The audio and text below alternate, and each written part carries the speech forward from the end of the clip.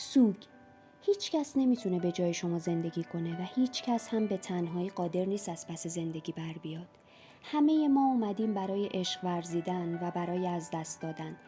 اگه به عشق پایبند باشیم به ناچار با فقدان و سوگ آشنا میشیم. اگه از فقدان و سوگ دوری کنیم هرگز حقیقتاً عشق رو تجربه نخواهیم کرد.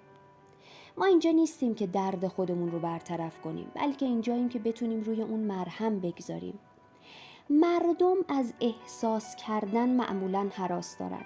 آرامش حقیقی تو این هست که ما بتونیم به دردهای همدیگه وارد بشیم و خودمون رو از درون اونها بشناسیم. وظیفه ما این هست که بدونیم این حوادث تحول ساز زندگی چه چیزی رو درونمون بیدار میکنن. با از دست دادن یک چیز دلیلی نداره تا همه چیزها رو ما از دست رفته ببینیم. اشتباهی که وجود داره این هست که پزشکان سوگ رو یک اختلال میدونن، نه یک واکنش طبیعی به یک فقدان بزرگ.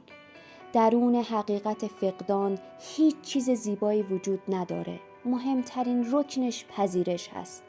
بعضی چیزها قابل درمان نیستن، فقط باید یاد بگیریم که اونها رو به دوش بکشیم. یادتون باشه سوگ هیچ ایرادی نداره، امتداد طبیعی یک عشق هست. پاسخی سالم و عاقلانه هست که شما به فقدان از خودتون ظاهر میکنین. سوگ بخشی از عشق هست، عشقی که شما به خودتون دارین، عشقی که به دیگران دارین و عشقی که به زندگی دارین. سوگ جهان شما رو از هم میپاشه و درد و رنجی که شما رو میتونه با خودش به یک دنیای دیگه‌ای ببره. هر فقدانی رو ما نمیتونیم به یک چیز مفیدی تبدیل کنیم. هر اتفاقی که میفته بخش مثبت و روشنی توی خودش نداره. قلبمون جوری میشکنه که دیگه نمیتونیم ترمیمش کنیم. دردی به وجود میاد که جزء لاینفک زندگیمون میشه.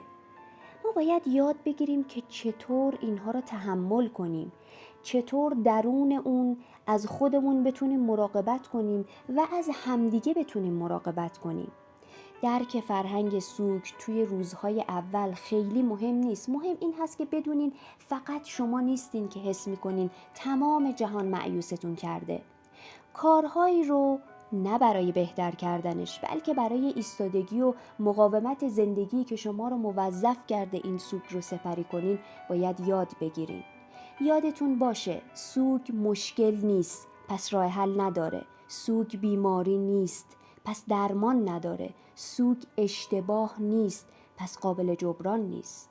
این هم به خاطر بسپارین مقایسه یک سوگ با سوگ دیگه همیشه نتیجه عکس داره.